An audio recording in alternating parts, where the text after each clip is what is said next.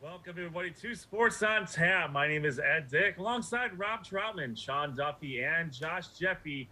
We are Sports on Tap. This is week 9 of our high school football coverage of the Greater Cleveland Conference, the Suburban League, the Southwestern Conference, and the Great Lakes Conference.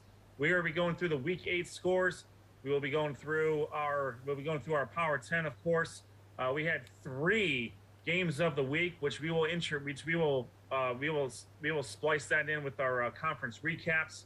We will also be talking with what I will dare say, one of the living legend of Elyria Catholic, Levi Ellis. He is an all-world running back and free safety to boot. We'll be talking to him from Elyria Catholic. He is second all-time in school history in rushing yards, and the way he's been playing, it wouldn't surprise me if he gives it a run for the number 1 spot. So we're going to talk to him here in a little bit. And we'll go through our conferences, and we'll get you primed for next week. Next week is week 9 already, as far as the season is concerned. And this season has gone by so fast, it seems like. And then just as a preview for next week, we will be talking more about the playoffs, and we will be making very heavy use of joeidle.com. You may have seen me use it from time to time and talking about our Power 10 and where some of the teams are at. I will continue to do so, but full credit goes to Joe Idle and joeidle.com as far as the playoff rankings. And now he's got scenarios up, control your own destiny, clinch a playoff game, clinch a home game, mathematically eliminated. He's got all that lined out for you. So we'll go over that here next week as well. So let's get to our sponsors real quick. We are proudly brought to you by Ray Felton State Farm Insurance.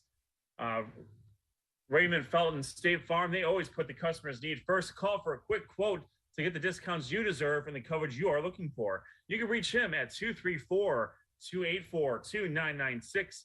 He is in beautiful Hudson, Ohio, 5603 Darrow Road, Suite 500. And he is by way of Brunswick High School, fellow alumni, along with myself, Rob, and Josh. Speaking of Brunswick alumni, RRT Productions, we shoot, we edit, you win. RRT Productions can shoot video of your event, game, or special occasion. Visit our website, www.rrt-productions.com, to contact us today. Bandwagon Fantasy Sports. You think you know college football better than us? Join our free league on the Bandwagon Sports Fantasy Sports app to find out. Bandwagon is the only simple, engaging, and competitive fantasy sports platform focused on teams rather than individual players. Make sure you check them out at www.bandwagonfantasysports.com. Our specific league is Sports on Tap CFB 2022, passcode SOT. Every college football team is assigned a preseason dollar value. 106 teams to be able to draft from all your major conferences. You got $36 to get 8 teams. Every game your team wins gives you points in the standings. Road wins are built into the tiebreaker. You can add or drop up to 25 times at any point during the season. And now we've gotten to the point where the rankings are now subjective. So they will be updated every 2 weeks with actual performance. So it makes things a little bit more interesting. It's up to you to figure out whose bandwagon you want to jump on or jump off throughout the course of the season. Talk lots of trash and figure out who truly is the king or queen of college football in 2022. Bandwagon Fantasy Sports, not daily, not traditional, just teams, just win. We're also brought to you by G&G Fitness Equipment, www.livefit.com. They are our main sponsor of the Player of the Week contest, which we will go over here shortly as well. You can also reach them on Twitter at G&G Fitness EQ. And then also, last and certainly not least, GV Artwork, GV Art and Design, gvartwork.com. Use the promo code ONTAP10 to get 10% off of your order. You guys are watching us right now on our YouTube channel, Sports on Tap.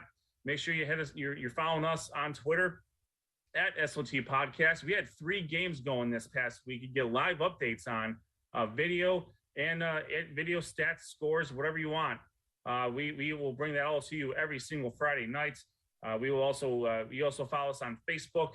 A lot of our materials on there as well. And also our website, sportsontappodcast.com. That's where you get all the latest scores, schedules, standings, statistics that you need. And if you have statistics for us, please send them to us, sportsontappodcast at gmail.com. And we're more than happy to get pronunciations right and just promote your program and student athletes that play within. And as Sean always likes to say, make sure you go to our YouTube channel, smash the subscription button, get those notifications every time we come on and talk about high school football. You're not going to find a more comprehensive coverage of area high school football than what you see here. So with that, let's get it started right away. We are going to get into our conference recaps. Josh Jeffrey is our Greater Cleveland Conference expert, and we will get to him. I'm gonna get the screen going, and Josh, take it away. Thanks, Ed. Expert's a little too much, but I'll take it. I appreciate that. Yeah, this is the first of only 2 times this football season where the GCC is going to have all 6 teams play each other. So 3 conference games. We're going to start off with there was a football game that was played.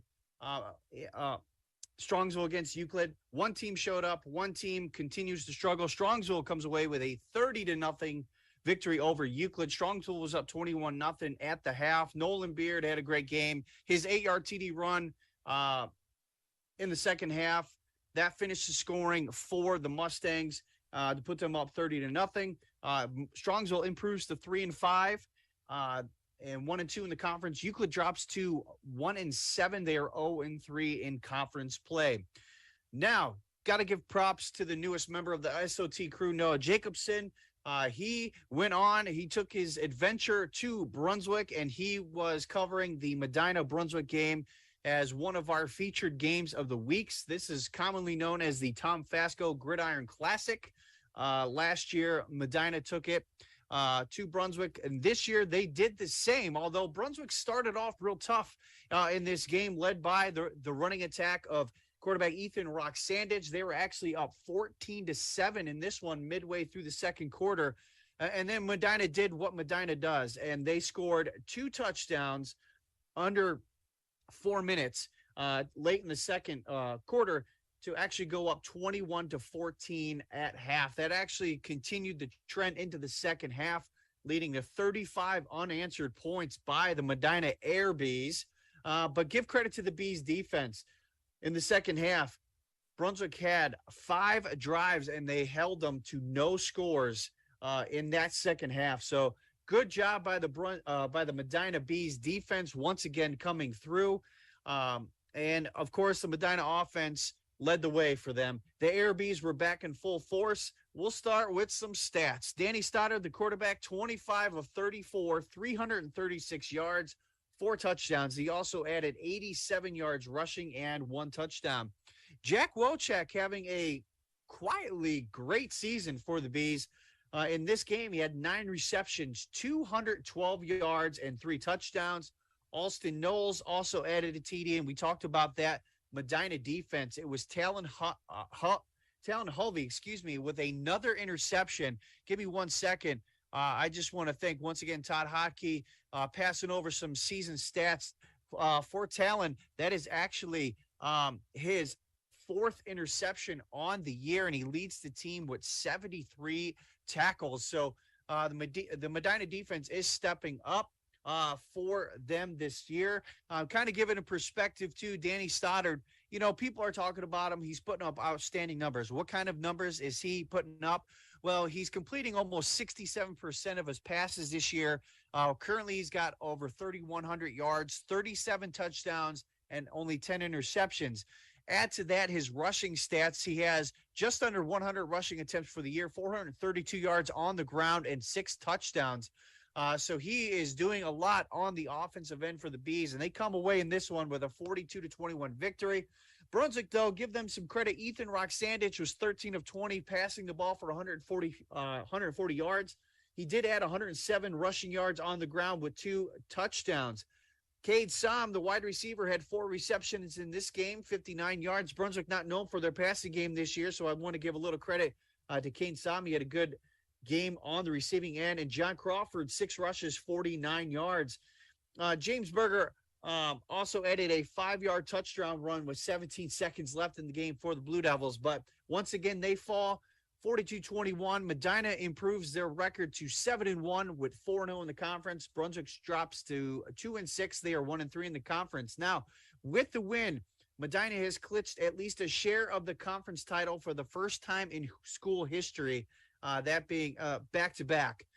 So they've come close a few times in their storied history, but this is the first year that they actually clinched at least a share of the conference title for the second straight year. Now, probably the game of the week in the Greater Cleveland Conference pitted the Menor Cardinals against the Solon Comets. Menor was down by 14 in the first half, 21-7. Things were not going their way. For Solon, Charlie Bubonics was leading the way, 3 touchdown passes, each to 3 different receivers, E.J. Taylor, Joe Capasso, and Brett Freeman. For Menor, touchdowns by Mitchell Waite and Jordan Stapleton with less than 3 minutes left in the half. Made it 21-19. There actually 2 extra points were missed.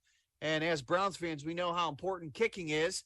But to start the second half, for Solon, Charlie Bubonics hit Brian McQuaid for 27 yards out. Once again, the extra point was no good. So it was actually 27-19 in favor of the Comets. Then Solon fumbled on the 9-yard line, recovered by Caleb Poto. Then Menor went on a 16-play, 91-yard scoring drive with a good two-point conversion that tied the game up at 27. Menor, after forcing a punt, took over with 3:32 left in the game. That's when Menor quarterback Scotty Fox took over on the final drive. He went 3 for 4 passing for 51 yards, including a 23-yard game-winning throw to Jordan Stapleton in the end zone, and that actually put the Cardinals on top for good, and they win 33-27. To improve their record of 4-3, 2-1 in the conference. Solon drops to 5-3. They are also 2-1 in the conference. Some stats from this game. Scotty Fox went 21 of 36 for 321 yards and 4 touchdowns, including 3 for 4 for those 51 yards in the final drive of the game. Jordan Stapleton led the way on the receiving end, 7 receptions, 101 yards, 2 touchdowns. And Mitchell Waite ran for 18 times for 107 yards, 1 touchdown. Going back to last week's game against Medina, I was kind of hoping Menor, for their sake, would, in order to keep the Medina offense off the field, would run Mitchell Waite more. They did not, but they did in this game. For 18 carries, he did really well. For Solon, Charlie Bubonics was 17 of 27 for 313 yards and 4 touchdowns. Joel Capasso added 10 receptions for 188 yards and a touchdown, and E.J. Taylor totaled 106 yards both on the ground and in the air, and he did have that 1 touchdown. So Menor with a big victory. Talking about Scotty Fox, he is my G&G Fitness Player of the Week nominee for the Greater Cleveland Conference. He came through with a big game. Now, let's all remember that he is a sophomore, so this was a big spot for him. He's improved. He's really had a great season, but he's really improved. And you know, a quarterback is finding their way when they can lead their team on a game-winning drive like that. So I'm going to give him the nod for my nominee. Next week, we have 4 games in the Greater Cleveland Conference. 2 of them are conference games. Euclid will travel to Solon. Strongsville will travel to Menor. And then the non-conference games, Medina will travel to Lorain, and Hudson will pay a visit to Brunswick Automart Stadium to take on the Blue Devils. Guys, GCC Week 8 wrapped up. Ed, we're going to throw it back to you. Josh, great job as always. Were some pretty good games and really good performances this week. As we talked about leading up to this week, Brunswick usually gives Medina a little bit of trouble. It usually doesn't matter what records they are; they usually hang in there. Again, credit to Noah Jacobson for shooting some film for us on that. He did a great job with the coverage there. Right now, Medina, as you mentioned, they have clinched a share of the GCC title. They are a victory against Solon away from being the outright champion. Without going too far into the future there, but that's gonna be the big game in week 10. What do you think about Medina and Solon going into that game early? Yeah, I think kind of, the past 2 games for Medina, the opposing teams, Menor and Brunswick, has kind of laid the framework out a little bit as to how you want to defend. Earlier in the year, Strongsville did a good job by, just putting 3 guys in the box and just rushing 3 and then dropping 8 in coverage. But Medina does eventually find a way. In this last game against Brunswick, Larry Laird, when he was talking to reporters after the game, said Brunswick did a good job of taking away the outside of the field. So then they turned up the seam, up the middle, and that's where they got most of their big receptions at. And if you're starting to notice, the Bees defense is actually starting to pick it up at the right time. They're making enough plays, especially Talon Hulvey, who's doing a great job at one of those defensive back positions, and he's doing a good job. So things are starting to come together as a complete unit for the Bees, and they're actually starting to run the ball a little bit. They're seeing opportunities in the running. So they're right now the team to beat. Solon came and played hard, but they're going to have to really put up a great defensive effort against Medina. Will they learn from some of the past games? We'll see. They got the talent to compete with the Bees for sure, but that offense right now is really rolling. Agreed. The air Bees, the ground Bees, they can be whatever offensive Bees whatever they need to be for that specific week. They certainly have the talent and the coaching to get them there. So, that's a week 10 matchup. We still have week 9. Euclid is going to travel to Solon, and Medina's Medina's going to travel to Lorraine. You can't throw away those games. But we'll certainly see what's going to happen there moving into week 10. I kind of want to ask your guys' opinion because maybe I'm kind of looking at it through a biased point of view because I'm covering these guys, but does it feel like Danny Stoddard's getting the pub like he should be with the numbers that he's putting up? I mean, it's out there, but it's just kind of ho-hum right now with them. I just feel like maybe as good of a season he's had this season, I think it's still kind of under the radar.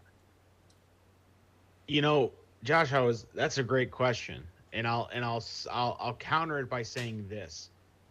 We're going to talk about it later in the Power 10. We're going to talk about it later during my recap. But what Highland is doing in the Medina County area is really special, and I think it's on par with what Medina was doing last year. There's a lot to like in Highland, and I'll be very honest with you. I think Medina, and this is no mark against the GCC, outside of the Avon game, really hasn't been tested. They've been taking care of business, so to speak, here, in the last couple weeks. So, I think Stoddard's initial performances was very surprising, but now that we've seen it over 8 weeks consistently, it's kind of expected. And I think, given what Highland's doing, given just the competitiveness in a lot of these, in the area, whether it's the conferences we cover or your St. Ignatius, your St. Ed's, Hoban, those other areas. You're right. I think it is not getting the pub that it probably deserves, but there's also a lot of noise in performances right now. I mean, you look at Cleveland.com, you look at Akron Beacon Journal, you look at the Medina Gazette, and there's a lot of stats out there. And I think Stoddard's stats are fantastic. I think his performances are fantastic, but it's also, when you compare it to what else is going on in this area, it's actually kind of like, okay, well, I mean, you kind of pick your poison. Who do you want to talk about? There's only so many column inches, so to speak, to talk about, and you got to give it to the teams that are really wowing on a weekly basis. Yeah, I see your point. I was just kind of, wanted to get your guys' opinion because, after the first couple games, you heard the Drew Who and all this stuff. Yeah. And now it's almost like, okay, so he's had, he can sling the rock around. It's kind of expected now, and that's just what Medina does. So that's what I think right there is everybody expects Medina just to be good and put up those numbers. You know what I mean? He's done it on a consistent basis, and now everybody expects it. And he's only a junior, so he's going to be here next year, right? Correct. I think the legend of Drew Allar didn't fully take off until he had playoff success. To your guys' point, and really to Sean's point, he had he was, and it was the pandemic year, mind you. So they were 2-3 in the regular season, or 2-4. Whatever, 3-3. Sorry, they were 3-3 in the regular season, and then they took out Ed's Ignatius in back-to-back weeks, which was unheard of. So, we all knew about Drew Allar as a junior. He had the measurables and he had the talent. But once he took out the two private schools, that's when he really got put up in that upper echelon. So we'll see if Danny Stoddard can follow suit and continue to take Medina into deep into the playoffs. And it's not going to be easy in Division I, Region I. Not with some of the teams that some of the teams they've already played. They've defeated Menor, they've defeated Wadsworth. But you always have Edge, you have a McKinley, you have Ignatius. They're all lurking, in that second or third round. So I think Stoddard will. If Stoddard can get on a roll in the playoffs, we'll be hearing a lot more about him. Is not only in the season, but also to start next season as well. All right, excellent discussion there. Let's move over to the Southwestern Conference. Rob Troutman is going to get it going here. Thanks, Ed. We'll first start in Avon, where it was the Berea Mid-Park Titans traveling to Avon. And the Titans defense, they did something no team has done all season so far. And they kept the Avon Eagles off the scoreboard in the first half, which is amazing in itself, especially with Sam DiTilio and that offense. So give credit to Berea Mid-Park. They did an absolute outstanding job and really hung tough in the first half. Now, after a turnover by Berea Mid-Park, Avon, they would strike in this game. First, Sam DiTilio, the quarterback, he found Braden Fitchko to tie the game in the second quarter. So it was Berea Mid-Park. They actually had the lead in this game, but Sam DiTilio and company would score. The Eagles, again, they would strike. Actually, it was at before half they would strike. So they kept them off the board in the first quarter, not the first half. So give credit to Berea Mid-Park on that. We'll correct it there. But the Eagles, before half, DiTilio connected with tight end Austin Mitchell on a 66-yard pass. It was 14-7 at half. And Avon, they really never looked back in this game, as Drew Lindsay would catch a touchdown. And then there's a wide receiver and a guest on our show, Ethan Holbrook. He scored twice in this game. Quarterback Sam DiTilio of Avon, 5 touchdown passes in this game. And it was the Eagles soaring in the second half to another SWC win, 35-7. Give credit to the Eagles defense as well. I mean, they held the Titans to 7 points, and this Titans team offensively is pretty impressive. They can put up some points and put them up quick, especially with Hudson Devins. And you have quarterback Schick there.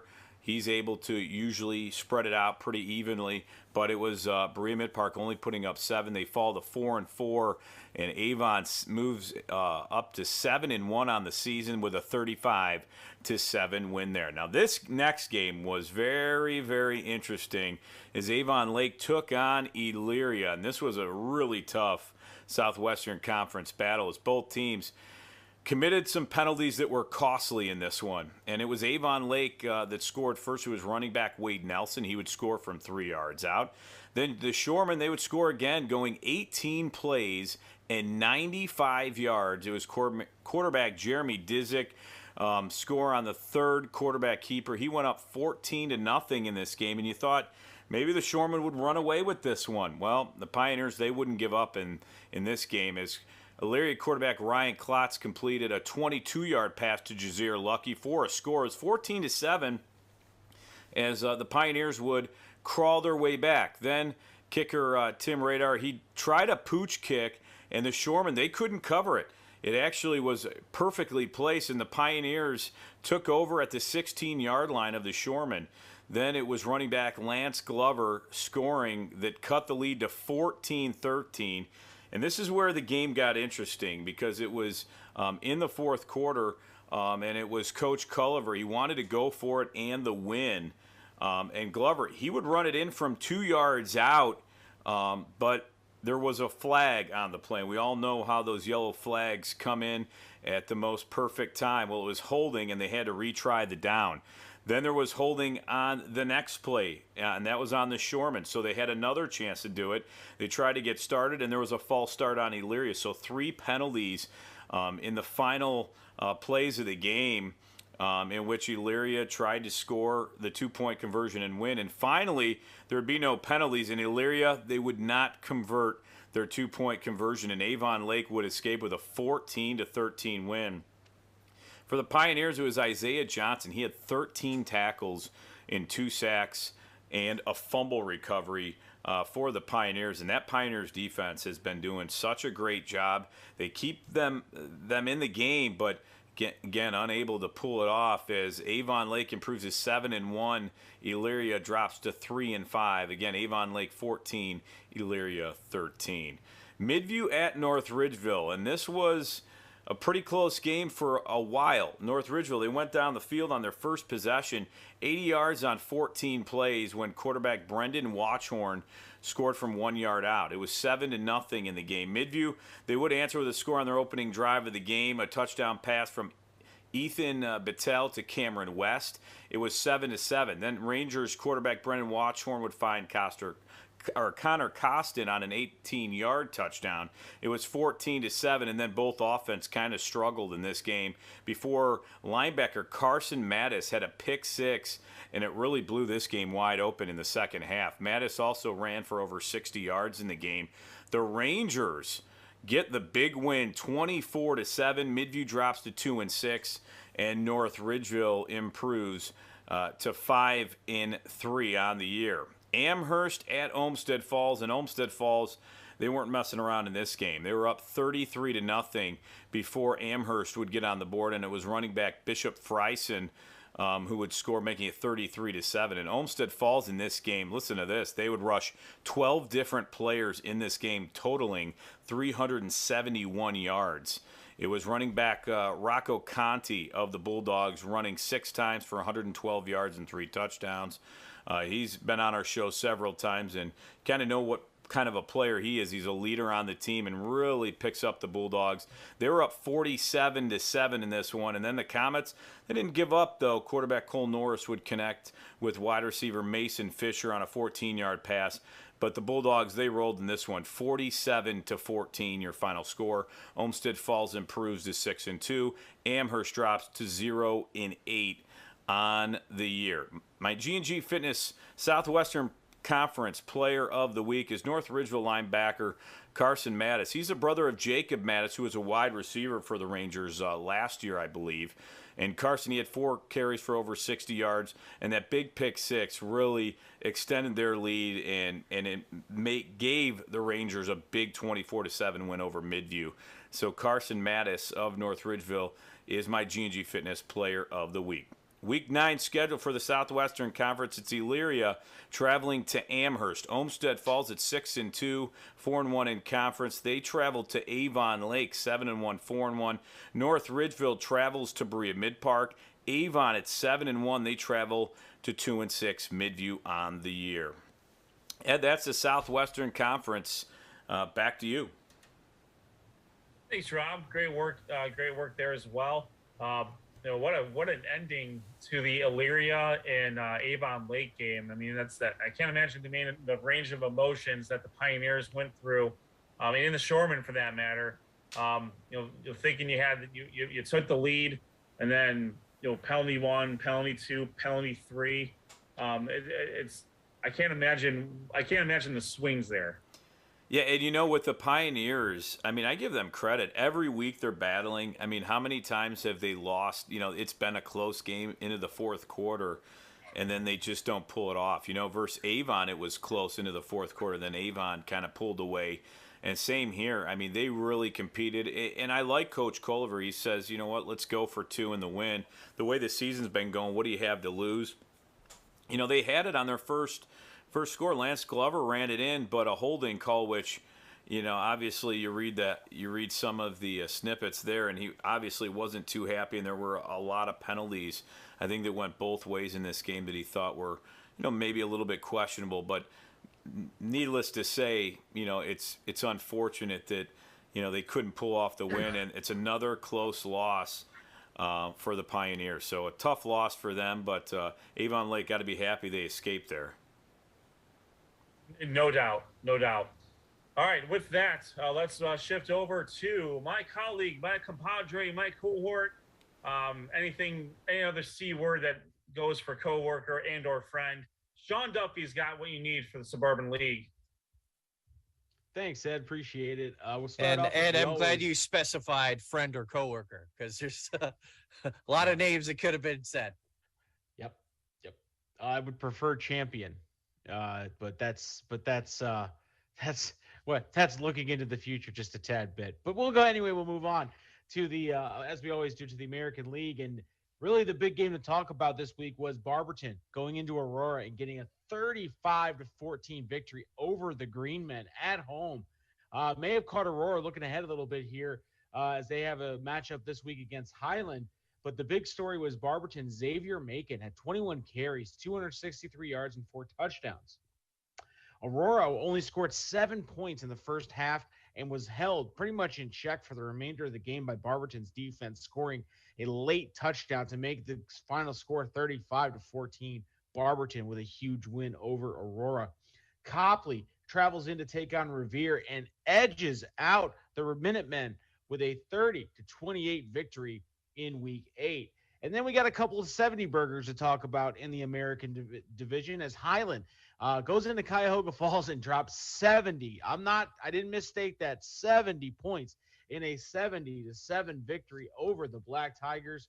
The Hornets defense in this one, as you've been talking about all season, is just dominant. They had 3 interceptions returned for touchdowns by Matt Syriac, Matt Doran, and Logan Marquise. Syriac also chipped in on special teams with a 61-yard punt return for a touchdown. Highland continues to do Highland things again with a 70-7 victory in week 8. Talmadge, not to be outdone by the Hornets, the Blue Devils of Talmadge dropped their own 70 burger against Kent Roosevelt in a dominating win over the Rough Riders, 70-21. Quarterback Ty Hurst had 5 touchdowns in this, 2 rushing and 3 passing. Colin Dixon, the Wisconsin commit, had 2 receiving touchdowns on the night. Geno Span also caught a touchdown pass from Ty Hurst, and Jackson Doherty had a rushing touchdown and a scoop and score, all to accommodate to that 70-21 victory over the Rough Riders. In the National Division, Twinsburg goes into Brecksville and gets a big 27-13 victory over the Bees of Brecksville. North Royalton traveled in to take on Hudson, and Hudson gets to 8-0 on the season after a 42-26 victory over North Royalton. Hudson running back Ian Ludwig had 27 carries for 236 yards and 3 touchdowns. What's interesting about this, guys, this is the 3rd straight week that Ian Ludwig has rushed for over 200 yards. In fact, in the last 3 weeks, he's closer to 700 yards than he is 600 yards. Hudson quarterback Jagger Pillay, 9-12, 214 yards and 2 touchdowns. On the flip side, the Bears, Cody Miller rushed the ball for 17 times for 129 yards and a touchdown, while Joe Kinney, the quarterback for the Bears, went 15 of 30 for 198 yards and a touchdown. But it wasn't enough as Hudson moves to 8-0 after a 42-26 victory.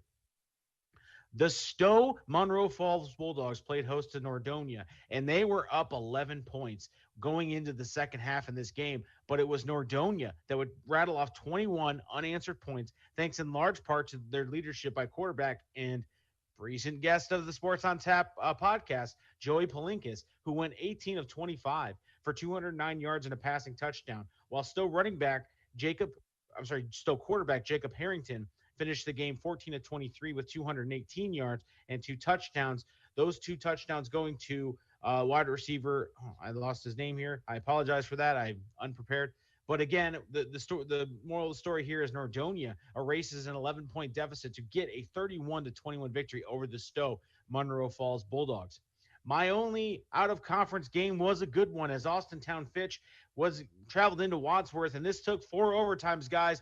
But Wadsworth just did not have enough firepower to stop Austintown Fitch as Austintown Fitch gets a 45-35 victory in 4 overtimes. For the Grizzlies, Kyle Figueroa had 111 yards rushing and 1 touchdown on the night. But also big storyline here was he got injured and was unable to play for the most of the overtimes and late in the fourth quarter. Wadsworth quarterback Luke Fisher, recently back from injury, had a really great game, 17-37 for 285 yards and 3 touchdowns in the game, but it just wasn't enough as Austintown Fitch outlasts Wadsworth 45-35 in 4 overtimes. My G&G Fitness Player of the Week, I got to go with the Barberton running back Xavier Macon, 21 carries, 263 yards, 4 touchdowns on the road against a very good Aurora Greenman team and played spoiler to the Greenmen and their opportunity and their hopes in gaining the American Division crown. Guys, that's all that's fit to print for the Suburban League. Let's go ahead and look ahead to this week in the American Division. We have the big game, Highland versus Aurora. Cuyahoga Falls will go and travel and take on Barberton. Copley travels in to take on Talmadge, and Kent Roosevelt will travel to Revere. In the National Division, we have Nordonia traveling to Brecksville to take on the Bees. Stowe goes to Twinsburg. North Royalton travels to Wadsworth. And as we mentioned in the GCC recap, my lone out of conference game, the 8-0 Hudson Explorers travel in to take on Brunswick in a Week 9 matchup. That is all for I have for the Suburban League. Ed, back to you. Thank you, Sean. I'll tell you what, the American Division just got a little more interesting with that victory by Barberton over Aurora. Barberton has they have some very, they've been a tough team all year. Right now, their only losses are to very good teams: St. Vincent St. Mary, Wadsworth, and an 8-0 Highland team. What was the big? What do you think happened in that game? What do you think, was Aurora caught looking ahead to Highland, or did Barberton just play out of their minds and Aurora couldn't match it? Well, I want to take your attention back to when I believe Barberton beat Stowe, and the big conversation earlier in that week was how good Barberton's defense was, and I think that defense reared its very ugly head against Aurora this week. And again, I would also probably think that Aurora may have caught themselves looking ahead a little bit. I mean, obviously we have a big matchup here in Week 9 that, had everything worked out, had everything gone to plan, would have essentially decided the American Division. It still can play a big role, especially if you're Highland. But again, if Aurora pulls the upset, then I guess we have chaos, which is what we always like here at Sports on Tap, especially when we're coming down to the wire. But I think it's a combination of both. I think Barberton's a great defense. I think they've lost a lot of close games, and they also have a very potent offense. Xavier Macon has been on my radar for Player of the Week 2 or 3 weeks this season. It was just that, unfortunately, a lot of those performances came in those losses that you talk about. And it's one of those things that, you have a problem putting a guy that, has really took that team on its back and been the force for them. It was impressive to see Barberton, again, play really good defense. But to see the flip side of this division, when you have two teams that played each other very close in a lower scoring game, Highland and Talmadge just dropped 70 points apiece in a week. That just shows how explosive those offenses can be, but also speaks to how well Highland's defense is playing right now. I know we talked about it in the GCC recap, but I want to mention it again. Highland is doing things that I don't think we've seen in a very long time on the defensive side of the ball. And their offense is legitimately taking as good advantage of that performance by that squad that I've ever seen. Yeah, you're right. I mean, the Highland defense is playing historically well, and it's going to be tough for Aurora to crack that. But that said, I mean, Aurora is a perennial powerhouse, especially in Division III. Once they get to the playoffs, they usually do some damage there. And Highland is no stranger to some of the hijinks that happen in the Suburban League American Division. So they're hoping, it's a huge game coming up. Coach Gibbons is certainly not looking past anything, and he's going to have them ready to go. And Coach Mahalik has the same thing going for the Greenmen as well. So. Definitely a huge game going on, and credit to Barberton for getting themselves back into the title hunt by getting a victory over Aurora there. All right. Well, let's shoot over to the Great Lake Conference. I'll talk about that game. We did have 2 games in this conference were our SOT feature games of the week. We will talk about those coming after our interview with Levi Ellis. All-world running back from Elyria Catholic. So let's start off first in the East Division. We also covered Buckeye and Lakewood. So Josh was at Buckeye and Lakewood. Sean was at Elyria Catholic in North Olmsted from the West Division. As you can see the scores there, Buckeye with a 36-6 victory over Lakewood. We'll talk more about that game coming up in a little bit, just for the purposes of getting our playoff 6 and a smidge. With the win, Buckeyes 7-1 in the conference. They're 4-0 conference play. They are number 2 in Division 3, Region 10. They have clinched the playoff spot. Lakewood is in Division 2, Region 6. Right now, they are 3-5 overall. I believe they are 1-3 in conference play. They are number 18 in Division 2, Region 6, 2 spots out of the top 16. Valley Forge took on Parma. Valley Forge destroyed Parma. 67-13, the Patriots over the Redmen. Valley Forge's Danny Keelwell had a 27-yard touchdown pass to Dylan Schonberger and a 23-yard touchdown pass to Shane Warden. Soldier Williams had a 74-yard kickoff return for a touchdown. Keelwell with 110 yards and 2 touchdowns. Warden 17 rushes for 93 yards and 3 touchdowns. Valley Forge is 5-3 overall, 2-2 in the conference. They are number 10 in Division 2, Region 6. They control their own destiny. Parma, it remains winless. They are at the bottom of Division 2, Region 6. They are mathematically eliminated. Holy Name took on Normandy. Holy Name jumped out to a 35-0 halftime lead, led by running back Keshawn Gardner. He had 108 yards and 2 touchdowns on just 3 carries. Austin Wondolowski, 11 carries and 107 yards and a touchdown. Vincent Costanzo had 22 rushes for 86 yards. Holy Name has, in general, rushed for 343 yards. Javon Williams didn't have to do much in this game. With the win, Holy Name improves to 5-2 overall, 4-0 in the conference. They are number 5 in Division 3, Region 10. They have clinched a playoff spot. Normandy drops to 4-4 overall, 1-3 in the conference. They are 17 in Division 2, Region 6. They are just outside of qualifying position. Moving over to the West Conference, as you'll see, Elyria Catholic with a big 42-21 victory there. Elyria Catholic moves to 7-1 overall, 4-0 in the conference. They have won the Great Lakes Conference West Division with 1 game to play. They will represent the West Division in the Great Lakes Championship game in Week 10.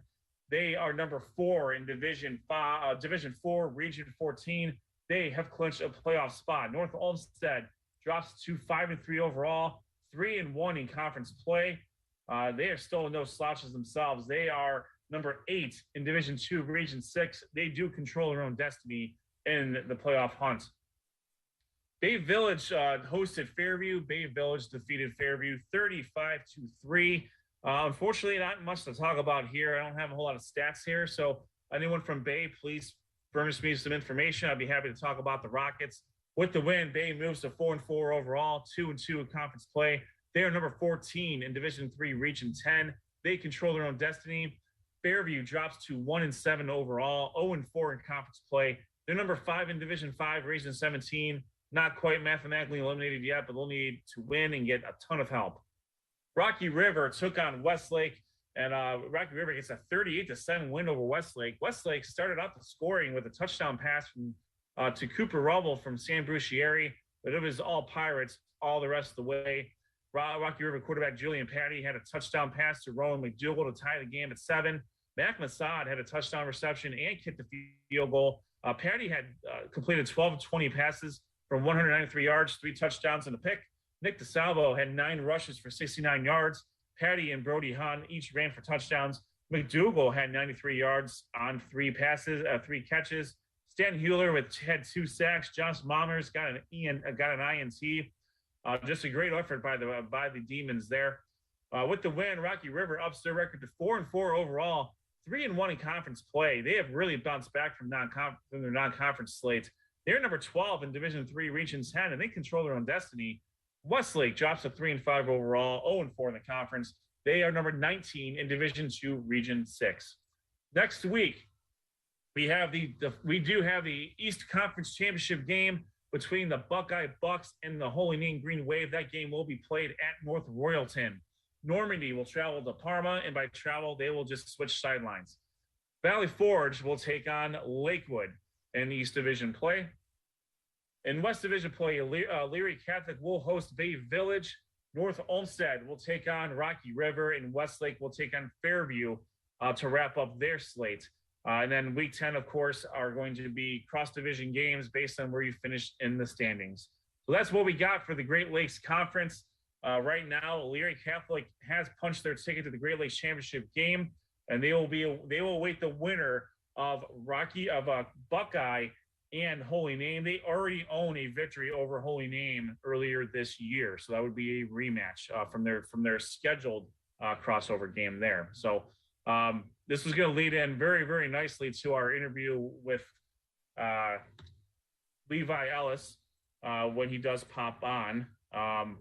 Let me get that down there. I'm not leaving the meeting. Technology and such.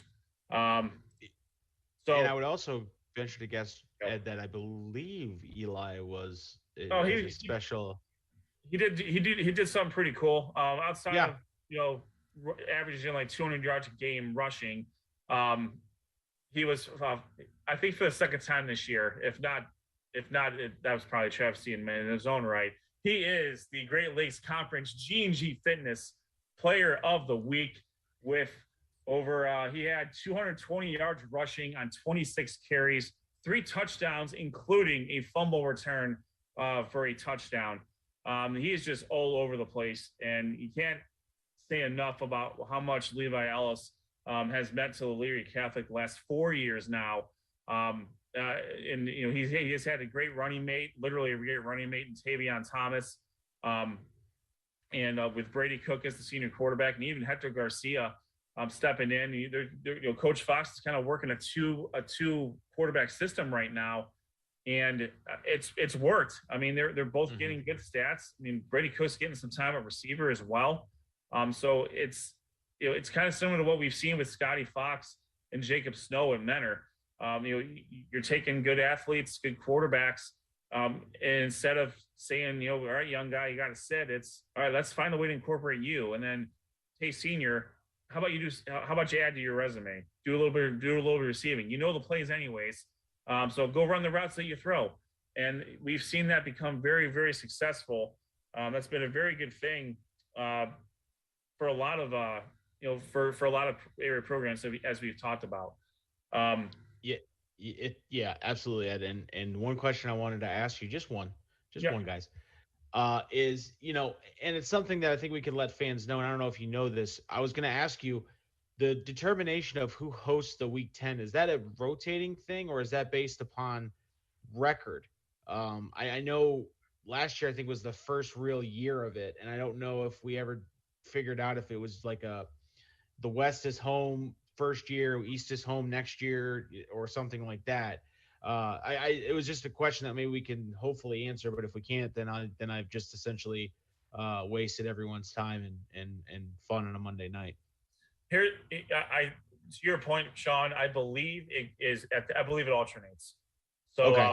So all of the and looking at joeidle.com, www.joeidle.com.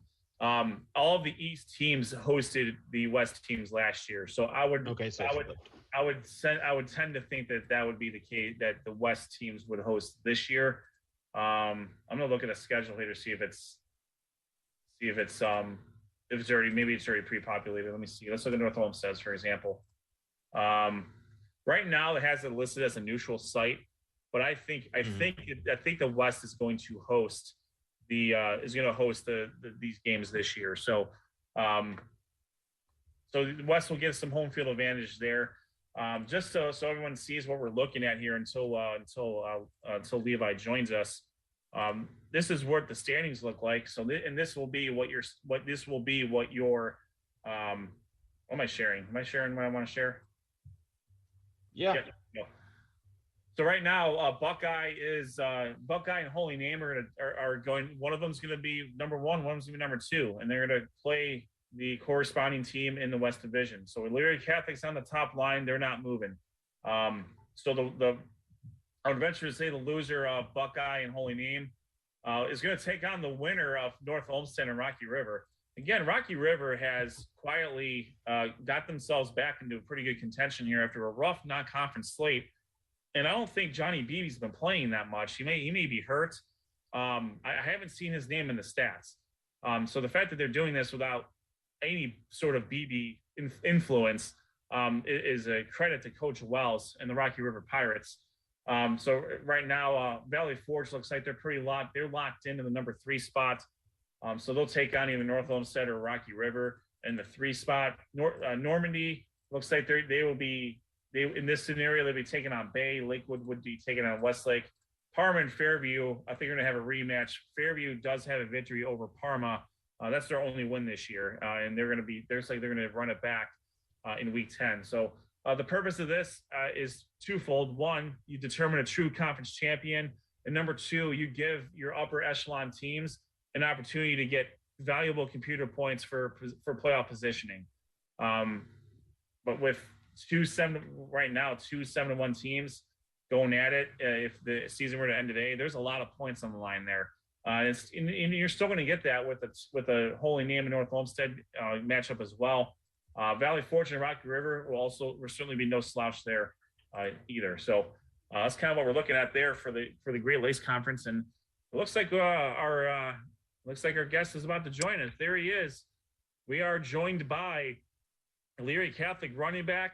I believe he goes between safety and linebacker.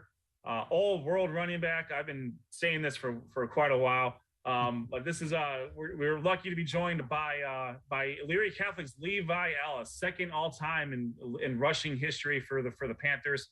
Levi, thank you for joining us today. Thank you for having me. Hey, first off, I just want to say, the season's not over yet by any stretch of the imagination, but we've really enjoyed covering you in the Panthers over the last couple of years. You've done just a tremendous job, even since you were a freshman. So I'm glad that we're able to talk to you, and thank you for joining us again. Let's talk about the big game this past week. Elyria Catholic and North Olmsted, 2 high-scoring offenses. We talk about your offensive exploits all year, but let's talk about the defense. You guys did a job on North Olmsted's offense. How did you guys stop them? Preparation all week. We knew that they had real good offense, high scoring. So we knew what our offense could do. So we knew that we had to stop their offense in order to have a shot at winning. Levi, you guys were playing really dominant defense throughout the first half of that game. In fact, I tried counting how many guys were just in North Olmsted's backfield, and I stopped because I kept counting you and I think 2 other guys 4 or 5 times because you guys were just living back there. But it did get kind of and we'll go into this later on when we break down the game, but it kind of got a little squirrely there in the third quarter, late third quarter, early fourth quarter, when they scored some points and then got an onside kick and then scored again. In that scenario, because at that point, I believe they brought it into a 1-possession game, what was the message that the coaches were kind of instilling in you guys as that was kind of taking place? What were you saying to the team? What was the coaches saying to the team? Because it seemed like you guys had to take a minute to refocus a little bit and then really kind of kick it into high gear defensively. Yeah, for sure. A lot of the guys were, worried. So coaches were just calming us down, telling us, there's some time left, so we gotta get back to what we were doing in the first half and quit playing lackadaisical and just get back to what we were doing in the first half, and that's what we did after that, and then the game figured itself out. Levi, once again, it's been well documented how well you've been doing in your career at Elyria Catholic, and especially this season, second leading all-time rusher. Just talk about some of the things that you do for yourself to prepare either coming into the season or now that we're almost to the end of the regular season. Just what do you do weekly just to mentally and physically prepare yourself? Because you're going to be toting the rock. You're going to be relied upon heavily on this offense. Just, what are some of the things that you do for yourself to help you prepare each week? A lot of film, and, I take great pride in doing, the extra stuff in the weight room. So preparing my body for, the extra hits that I'll take. And then, the film aspect of it, getting my mind ready for the game, being able to see what I will see on Friday, and then being able to use that to my advantage. Levi, I also want to ask you I'm kind of very interested to know the relationship that you have personally with Coach Fox. and the things that you rely on him and this coaching staff to really kind of take your game to the next level. I mean, let's be honest, you've been pretty much the workhorse. You and Tavion Thomas have been the two running backs that are most associated with this program, but you most specifically. What's one of the things that Coach Fox has instilled in you and given you as you've kind of played for him these last couple of years? Me and Fox, yeah, we're really close. I kind of look at him as like another dad figure. I learn a lot more about life than I do about football from him, which I don't think a lot of coaches do with their players. But he teaches a lot of life lessons and stuff that you can learn through football. And also he knows me, so being able to he just tells me, like, whatever you see, just do it. He has a lot of trust in me to do whatever I instinctually think that should be done or whatever on the field on Friday. So yeah, he trusts me to do whatever it is. Hey, Levi, thanks for joining us. We really appreciate it. I'm sure you're busy with practice and everything. It's always great to talk to you.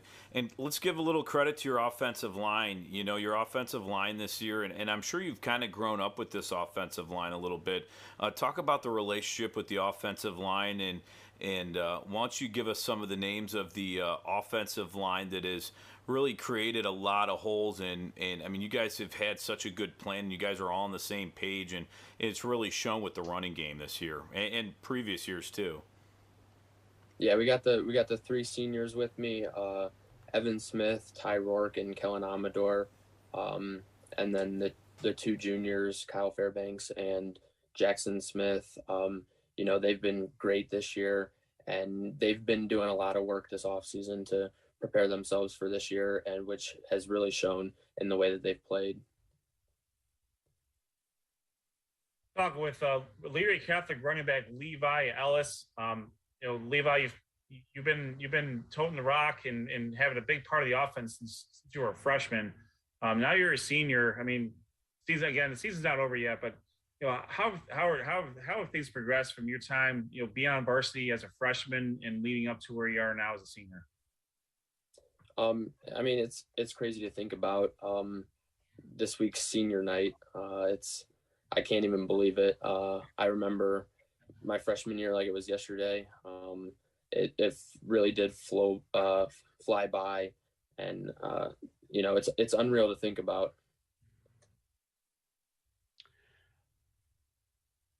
Levi, I gotta ask you, because you score a lot of touchdowns on the offensive side of the ball, but it seems that you were ultra excited, and I'm really mad at the weather on Friday night because it ruined my camera on my phone. Not ruined, but I could not get your scoop and score because I saw you more animated after that than I saw when I got you running the touchdowns. So is it more special for you to score, on the defensive side of the ball or on the offensive side of the ball?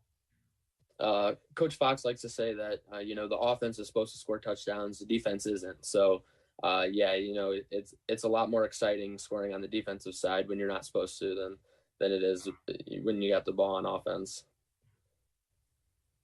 That's awesome. Hey, Levi, talk about your relationship with, Tavion Thomas and the other, running backs that you have on the team, because you guys, we see it a lot with the Cleveland Browns, how important that relationship is between Nick Chubb and Kareem Hunt. And those guys are two really competitive, athletes and lead the team. Talk about that relationship that you guys have in that running back room and how that relationship has led to your success this year. Yeah, me and Tavion are like brothers. We've become really close throughout our time at EC, and every day after school I take him home from practice, so we get to spend a little extra time together. Our lockers are right by each other, so we have definitely grown really close, and I think that's been real good for our football team. Now, do you have any like little side, kind of competitive, like, hey, I could do this better than you? Are you guys like ultra competitive with each other in the weight room, on the practice field? I definitely think that there's some kind of competitiveness, but we like to keep it friendly. There you go. Of course. talking with Elyria Catholic running back Levi Ellis. Levi, last year you guys had a tremendous run in the state playoffs, and with those runs, afford you more practice time and more game time. How much is how much has your playoff successes? How much, in your opinion, how much has that really helped you out, and maybe some of the other players, knowing that you had a little bit more time, maybe more than some other teams coming into this year? We really have a lot of fun in the locker room, and I think the playoffs, the long run last year, that helped us grow closer as a group, and really just make memories with each other. Because you don't really remember the games, but you remember that time you have with each other in the locker room. So, and that's definitely we have a lot of fun, but we also take it serious when it has to be. So I think that the long run in the playoffs last year, it definitely has helped us get closer, and it'll help coming up this year. Well, you got a game against Bay Village this week. You guys have, for all intents and purposes, have locked up the West of the Great Lakes Conference, and you guys are set up to take on whoever wins, I believe, against Holy Name and Buckeye. You mentioned that this is senior night and the special relationship you have. I'm wondering, is there anything that you're kind of really looking forward to senior night wise? Is there something you want to do, given that is technically your last game at home at Elyria Catholic, and you've had a 4-year career with the Panthers, and it's been, for the most part, with the exception of that 2020 weird season, very successful. Is there something that you're really looking forward to kind of encapsulating on Friday night? Not really anything too special, just taking a moment to really take in the atmosphere, and this could be the last game, so just taking that in and being able to just really take it in and have fun. Levi, now obviously you're still in mid-season. How much have your parents meant to you? You probably started playing football you've been playing for a long time. How much have they been involved in, and if you remember them taking you to football practice and then picking you up and taking you here and there and probably everywhere, because I'm sure football is a busy sport. How much have they been involved in your football life and career at Elyria Catholic and beyond that? My parents have sacrificed so much for me. I don't even thank them enough, but I really should. They've done so much for me. Both of them, driving me here and there and everywhere, and my dad coaching me. My dad's still on the coaching staff at EC, so him being a part of that really means a lot. But they sacrificed so much that it's been great, and I really owe it to them. Now, how fun is it to have your dad on the coaching staff? Is he a little harder on you than maybe some of the others? Or, I remember, when I played sports and it'd be dead silent. My dad's like, hey, move up in the batter's box, or, hey, do this. Do you hear the parents in the stands yelling at you? And maybe your dad, obviously, a little closer on the sidelines. Not necessarily. My dad, likes to take a step back and let the other coaches coach me, because it's hard hearing it from your dad, and it's easier hearing it from another coach. So, but it's good seeing him on the sideline after a big score or a big play or something like that. Very Levi, cool. What are your plans, if any, after, or obviously you have plans after high school, or do you plan on pursuing football after high school? Yeah, that would, the goal is to play collegiate football, but I'm just taking it easy right now, focusing on the season ahead of me. Play any other sports besides football, Levi? Yeah, I play baseball. What position do you play? I pitch and play outfield. So very nice. What's the fastball hit? What kind of fastball are we throwing, and what other pitches do you have?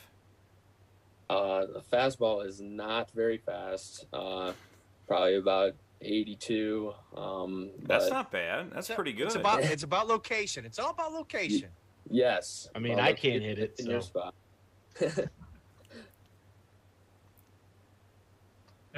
Just one more question.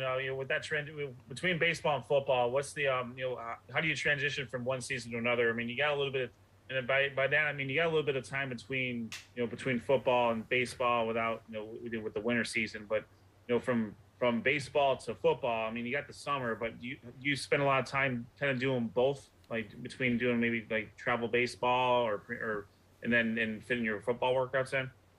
Yeah, the whole summer consists of last summer it was football Monday through Wednesday, baseball Thursday through Sunday. So I was missing some football, but I was getting to what I could. Well, you didn't seem to miss too much because your performances this year have been really, really outstanding, and it's been really a pleasure following you and Elyria Catholic because you guys are just game in, game out, year in, year out. You guys are always in the mix, not only for the GLC but in the playoffs. So definitely good luck to you to next Friday, and going forward, we will definitely be keeping an eye on the Panthers and your guys' progress. Thank you. You guys do a great job. It means a lot to us high school kids. Thank you guys. Appreciate that, Levi. Appreciate it. Yeah, we appreciate it. And we'll talk to you again soon. Thank you. Good luck, Levi. Thank you. That is Elyria Catholic running back Levi Ellis. He is the second all-time leading rusher in Elyria Catholic history, and obviously makes an impact on defense. He's been an impact player for Elyria Catholic since he was a freshman.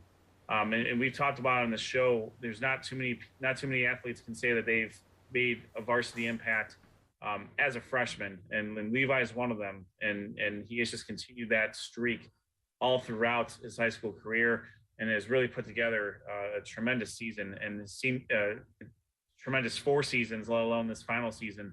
And there's still 2 more games left. So right now they will host Bay Village next week in their senior game. And then I believe they will host the Great Lakes Conference Championship game. Again, that will be between the Buckeye Bucks and the Holy Name Green Wave. That will be determined next week. And there's a lot of computer points on the line there. And then the right to play in that championship game is something that's huge, especially for the Great Lakes Conference. So let's get into our featured games of the week, and let's just keep rolling where we are right now. Sean, you are at the Elyria Catholic North Olmsted game. Why don't you get us started here? Yeah, I mean, it was a great opportunity, and it was my first time ever actually going to North Olmsted's new stadium, so I was excited to see that. Really a fun atmosphere to start it off.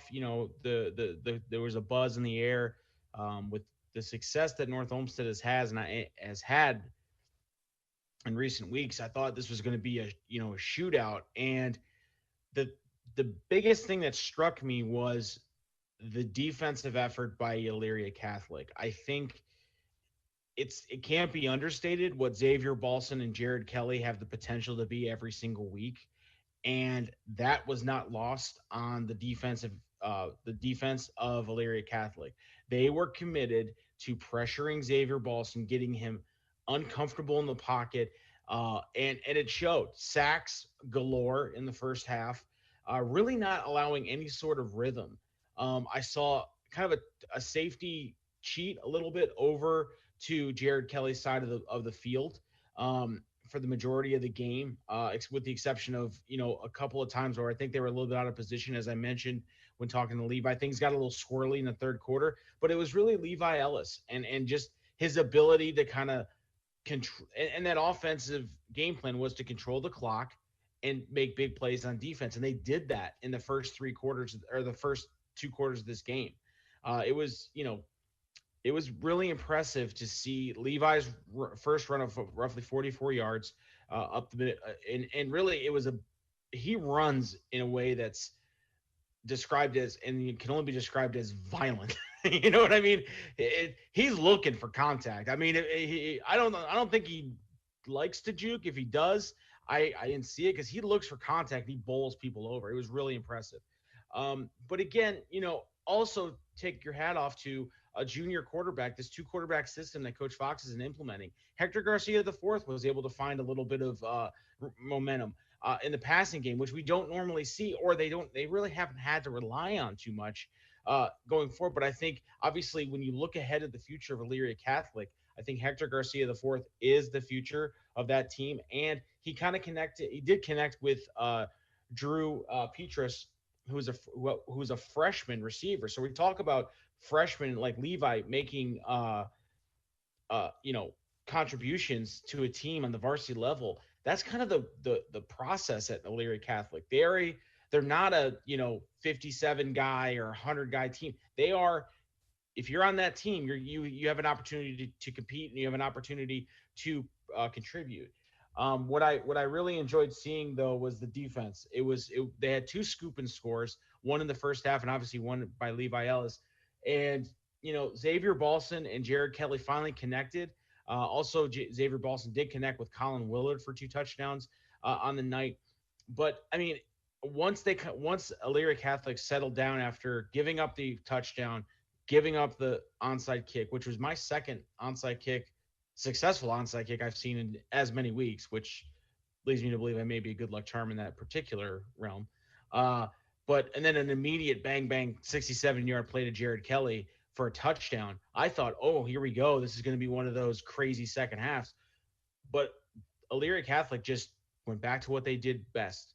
5 yards, cloud of dust. 5 yards, cloud of dust. And then they popped one for a big one.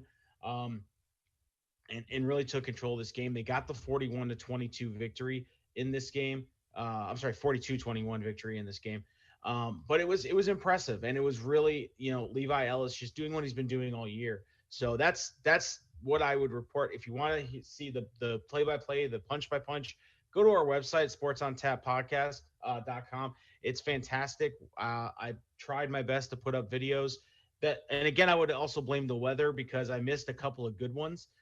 Also, there was a play where Levi was running down the sideline, and I was right there, and I got a great picture. And then what I didn't notice was there was like 2 North Olmsted guys that were diving, and I don't know how they missed me, but I thought I was going to be that guy on the sideline that had to be taken out in an ambulance. Well, we're watching it right now. We're watching it right now, and I saw that. And I think Sean thought he was going to be a hood ornament on Levi Ellis because the phone went down. No, it wasn't Levi Ellis. It was the 2 guys behind him that dove and slid past me. And at that point, I was like, thank you, my lucky stars, because that's, a knee. That's me in a walking boot. And that's me calling Rob saying, you got to come get me because I'm in the hospital because I got hurt at a football game and I had nothing to do with the play. I was just taking film. Well, you got some great highlights. It was a fun atmosphere. Yeah, you got great highlights. I mean, you were right there, and I think we've all been there when either the ball or a player looks like they're running India, and your phone is probably going bye-bye. Yeah, well, I wasn't worried about my phone. I was more worried about my ACL and MCL and possibly a fractured tibia. But, I had a great time. I know Noah did a great job for us at the Medina Brunswick game, and Josh, I want to know what was it like at Medina Buckeye, because if you got any of the rain that we got in North Olmsted, that's a mud pit over there in Medina. You're on mute. Yeah, I know. There we go. I got it. Here he is. Yeah. I just wanted to make sure I was unmuted for the Buckeye recap. We're doing the Buckeye recap, Rob. Buckeye recap is going on. Yeah, I mean, the rain was a little bit of a factor. It didn't come down too hard. The field didn't get too muddy. And whether it was going to be rain or shine, I think Buckeyes' game plan was to run the ball, and they did that exactly, led by Troy McCann. He had 3 touchdowns in this game. Gage Nagy also had a touchdown, and they did add one more touchdown by Frankie. Let me get his name here. Zvankara. He scored the last touchdown for the Bucks. This was a no contest. It was 36-0 late into the fourth quarter. Lakewood did get a late touchdown, but they did not convert on the extra point there.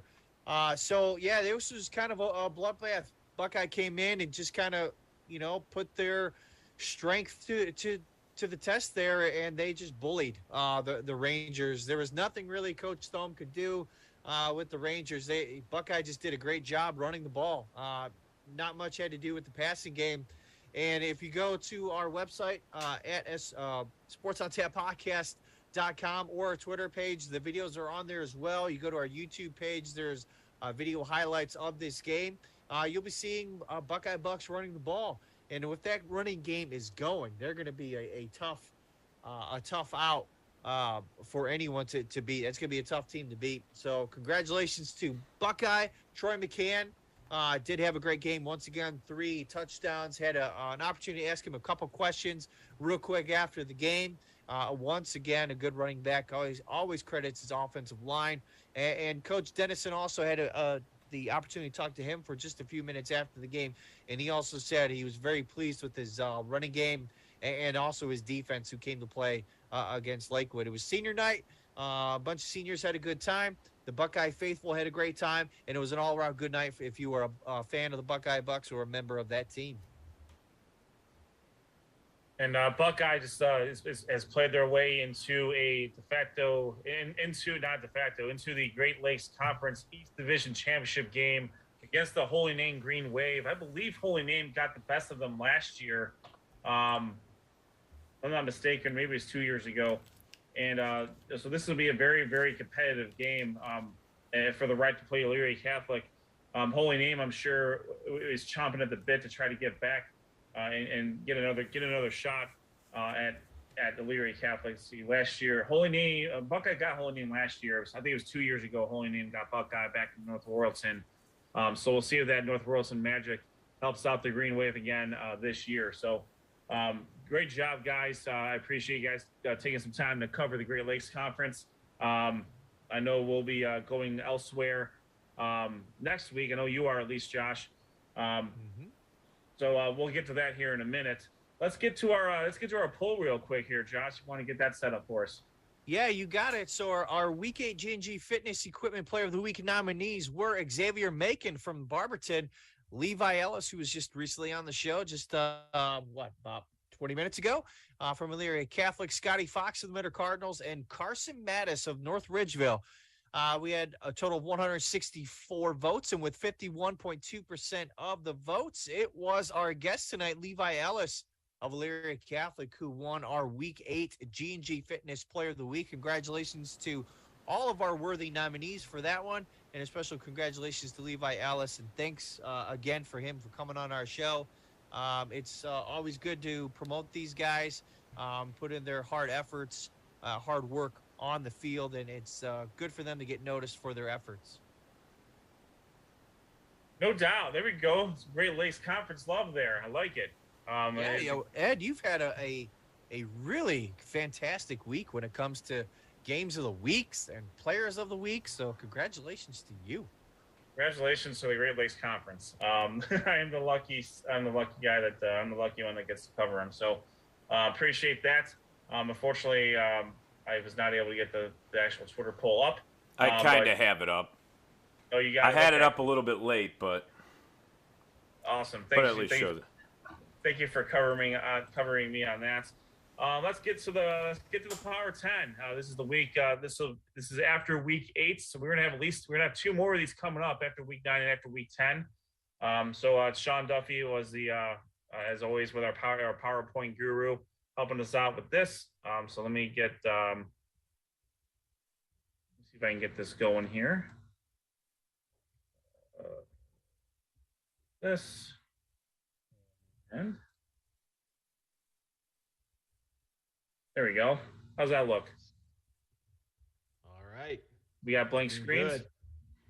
All right, here's the bubble, screens. folks.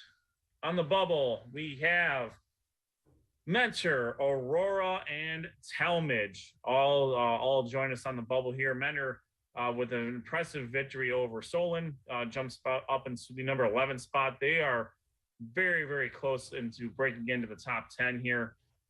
Aurora with the shock loss to Barberton. I believe they move out of the top 10, and Talmadge is right beneath Aurora, really, because Aurora beat them.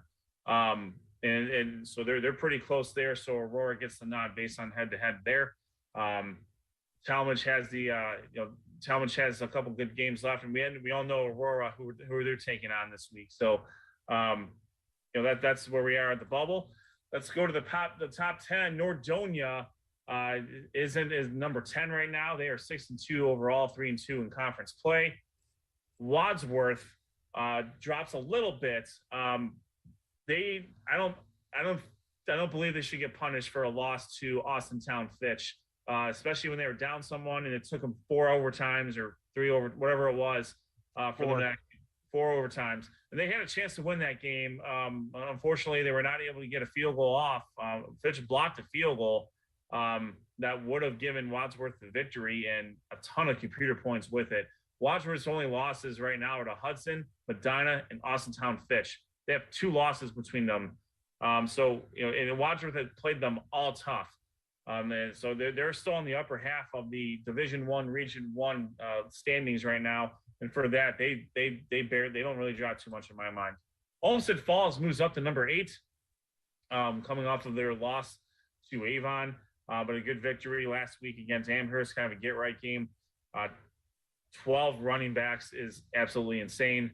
And Rocco Conti put up some Nick Chubb-like numbers with minimal carries and maximum output, except Coach DeLuca doesn't forget to use him, unlike someone else that we know.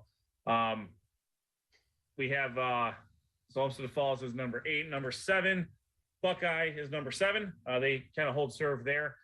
They do have a pretty good matchup against Holy Name. Holy Name is on the outside looking in the bubble, but they're right there as well. Avon Lake drops to number 6. And Elyria is probably one of the best 3-5 teams in the state. They've played the 3 teams that they've played Avon Lake, and Olmsted Falls, all really tough. And they had a real good look at it against Elyria, against Avon Lake this past week. To me, though, this isn't about what Avon Lake didn't do. It's more about what Elyria Catholic did do. They took one of the hottest teams in our area and shut them down. And that's no small feat there. They're a Levi. They're a 2-point conversion away from being undefeated, and potentially higher up in this ranking. So Elyria Catholic gets and they've already punched a ticket into the conference championship game for the Great Lakes Conference. They're at number 5. Number 4, the Medina Bees. The air bees, the ground bees, the whatever you need me to be at that time bees are number 4. Number 3, Hudson. Highland stays at number 2, and Avon stays at number 1. The margin between 1 and 2 is still pretty thin. We'll see what Highland can do against Aurora next week and how they do it. It's going to be I don't want to take the luster away from what game that could have been. There's a lot, as Sean mentioned earlier, there's a lot at stake in the Highland and Aurora game. Highland can clinch. They can clinch. They can really put themselves in position to win the outright title for the first time, I think, since 2013. It's been a while since they've had a conference championship to themselves. And then Avon just keeps pressing on. So that's the Power 10. We have a couple minutes for comments, if you guys will. Well, right now, Ed, you had Division II, Region 6. Right now, Avon is ahead of Highland when you look at the standings. Even with that one loss, Avon right now would be the number 1 seed in getting home field advantage. So, but you look at it, right now you have. Obviously, Avon and Highland, they clinched a playoff spot. So did Avon Lake right there as well. But there's so many good teams. I mean, it's a tough thing when you look at some of the divisions. I mean, you look at Division I, Region 1. The top 16 teams win, and how many are going to be right there? You talked about Elyria a little bit, the best 3 and 5 team right now. They sit 10th. In Division I, Region 1, but there's so many good teams in this Power 10. Hudson's still undefeated, like Highland. They've been having a great season. They'll play Brunswick, who can be a little bit scrappy. Brunswick, 2 and 6 on the year, but I thought they fought Medina hard in the first half.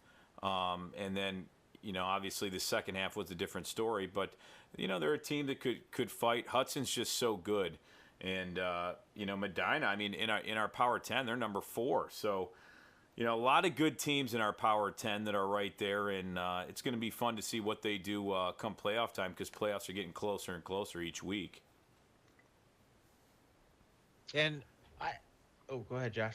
I was just going to say, Ed, so in your view, this is Highland's last opportunity, depending on how they play Aurora. Let's say they put up, I don't think this is going to happen, but in order for them to possibly leapfrog Avon would have to kind of stumble a little bit. I doubt they're going to stumble against their last 2 opponents, but Aurora's going to have to come out and really, Highland's going to have to come out and really put a pretty good whooping on Aurora for them to even kind of make that leap, possibly that top spot. I would say yes to that, because this is subjective. Avon plays 2 teams that have a total of 2 wins the next 2 weeks. So computer points wise, they're not going to get that much. Highland does have more in the way of computer points ahead of them. In fact, it's a pretty razor thin margin right now. If Highland wins out and Avon wins out, depending on how those beaten teams do, Highland can jump Avon anyways in those rankings. Yeah, good point. Right now it doesn't look. It looks like Avon has a lot more points than Highland. That's because they've earned those points with their victories over Avon Lake and Olmsted Falls and Medina. But Highland overall, they also have victories over, a 3-5 team, a 4-4 team. Actually, their victories are pretty good. Highland's victories, their best one right now is against Talmadge, and they have a couple of 4-4 wins as well. A win over Barberton. In the messed up way, that win over Barberton kind of helped them out a little bit, because they beat Barberton, and Barberton beat Aurora. So that's more wins that Barberton has that Aurora, that Highland can piggyback off of. Barberton is probably going to win. They're going to play a game against Cuyahoga Falls. Let's just say that. And then they're going to roll into Talmadge in week 10. And there's a lot of points on the line there as well. So Highland can be the beneficiary of those points as well. That's kind of where I'm at. And then, if it gets to the point where it's that razor thin, if Highland puts a whooping on them, they don't have a loss. I obviously stand behind my thought in giving Avon the number 1 spot based off of what they have done. But this is a fluid standings, and there are still things ahead of us in the season that can change. I think if you look at this after this week, the only teams that have a potential to move up in our regular season ending Power 10 is Elyria Catholic and Buckeye, because they play each other. Assuming Highland keeps doing Highland things and goes ahead and takes care of business against Aurora, I don't see them losing in week 10. I agree with you. I don't think Avon is going to lose. I know Avon Lake and Olmsted Falls play each other this week, correct? Or is it week 10? I think it's week 10. But either way, I just think the only real movement we're going to see beyond this week, unless chaos ensues, is Elyria Catholic either.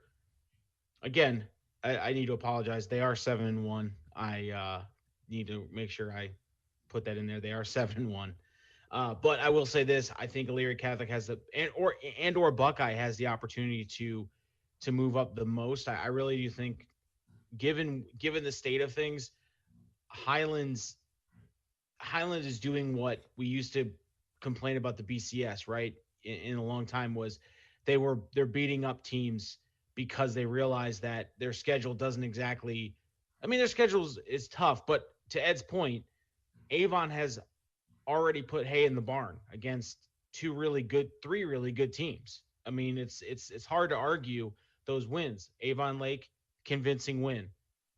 tough win against Medina, and then last week a convincing win over in Olmsted Falls. Two of those games, I believe three of those games on the road. All three of those games are on the road, if I'm not mistaken.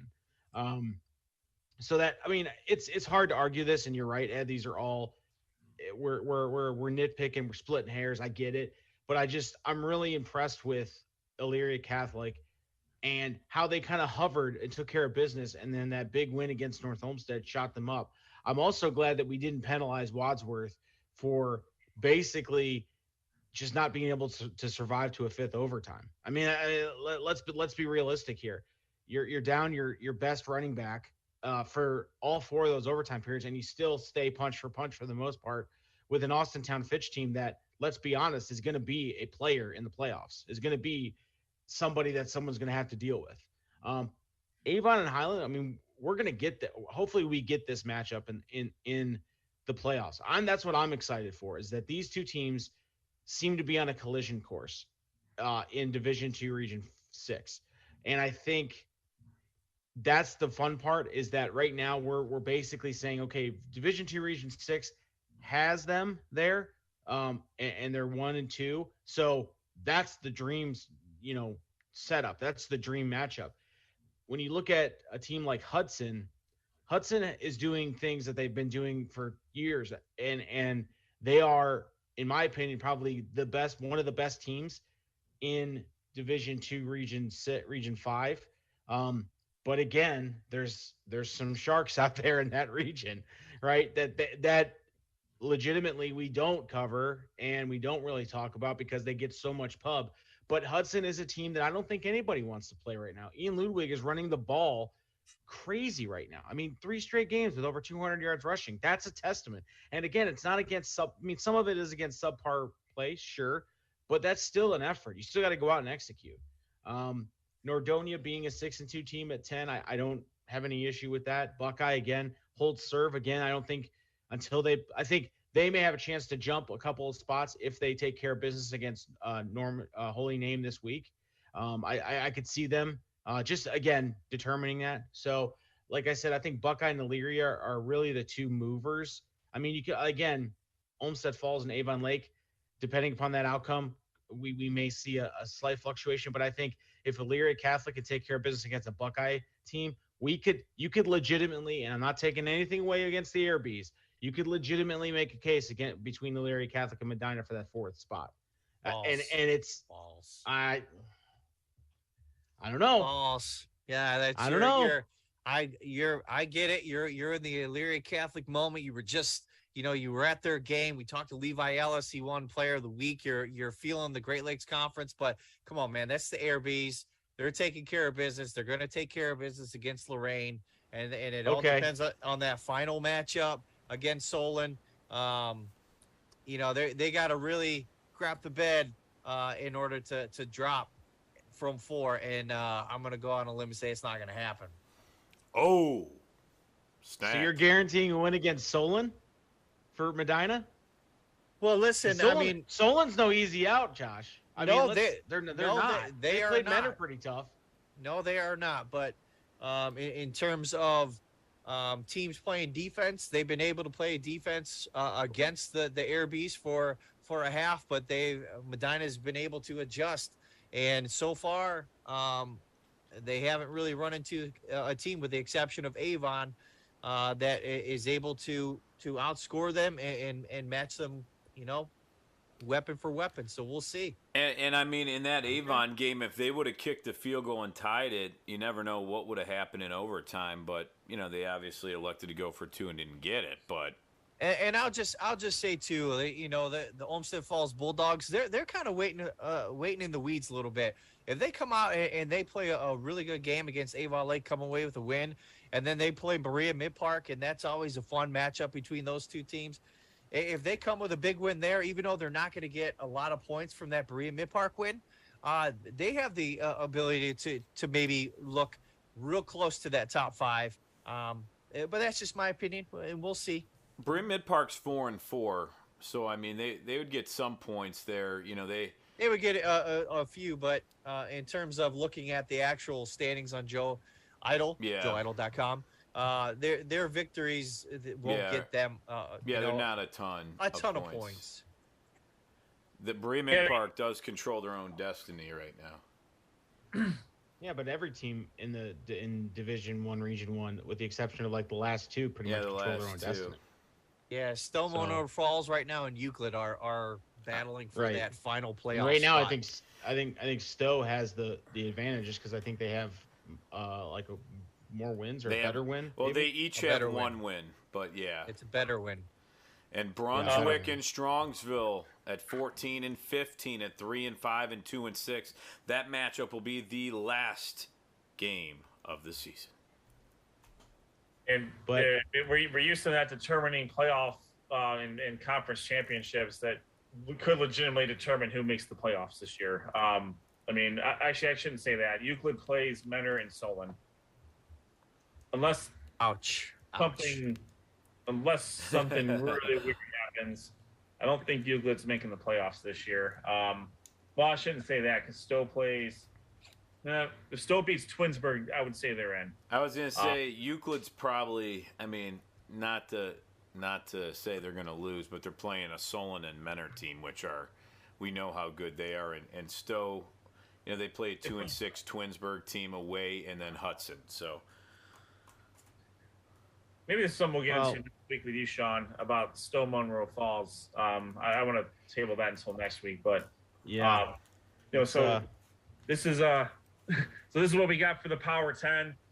We will update this again next week, and then we will go more into some we'll go to more into playoff talk next week too. Because after this will be this week's games it will be going into week 10. Where playoff positions and playoff berths will be determined. Conference championships will be determined.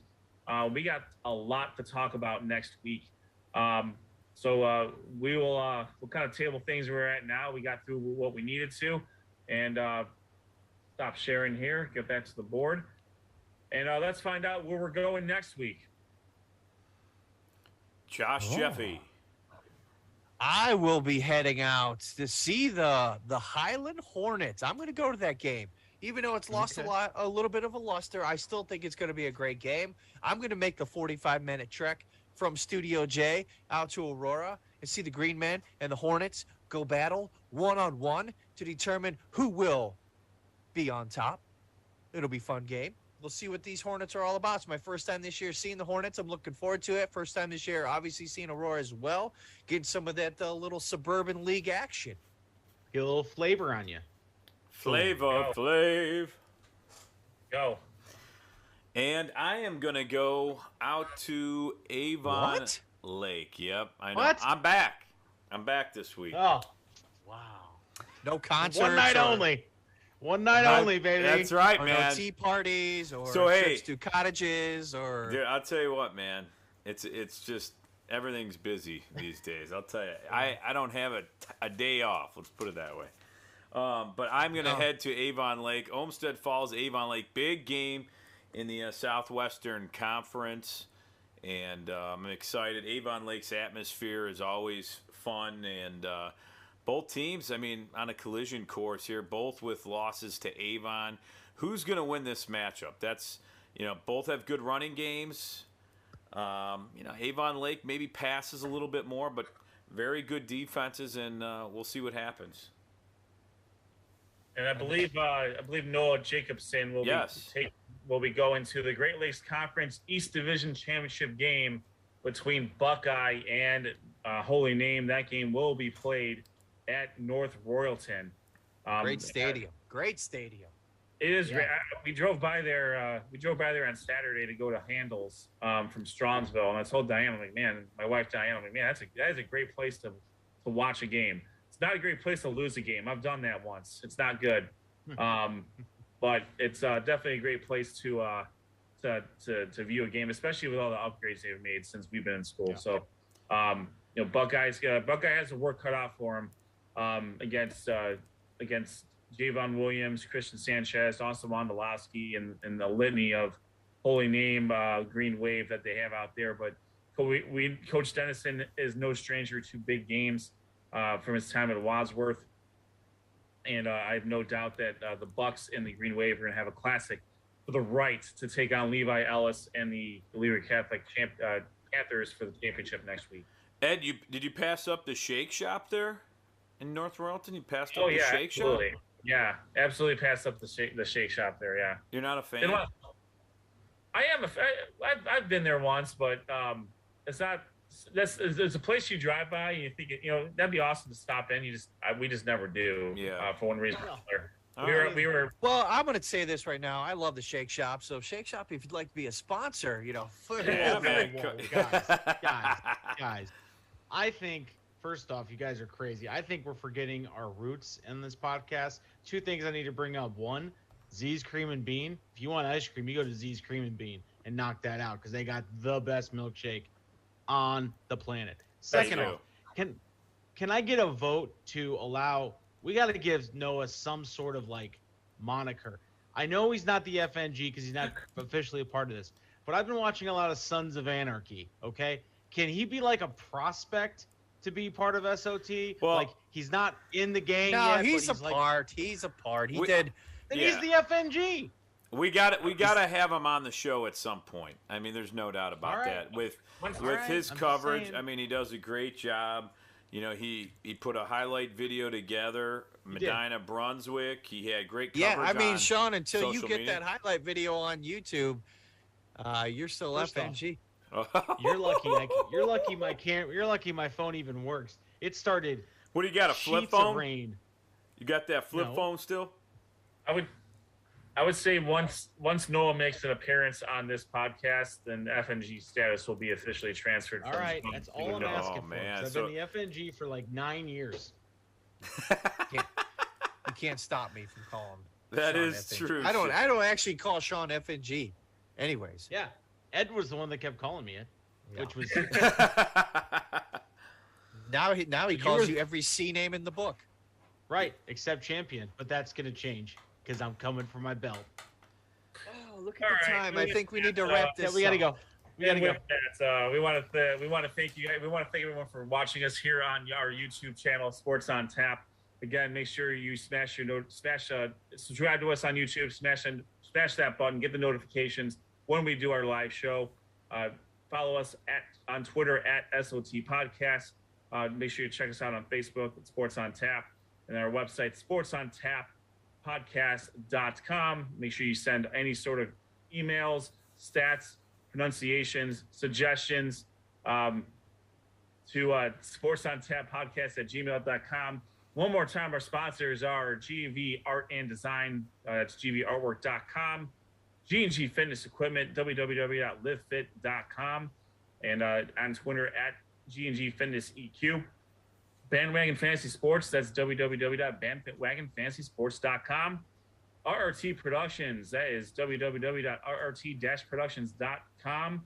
And last and certainly not least, Ray Felton State Farm Insurance. Call Ray's office for a free auto quote to see if you can save money on your auto insurance. You can call him at 234-284-2996. All right, first, Rob Trautman, Josh Jeffy, Sean Duffy. My name is Ed Dick. This is Sports on Tap. We will see you on the other side.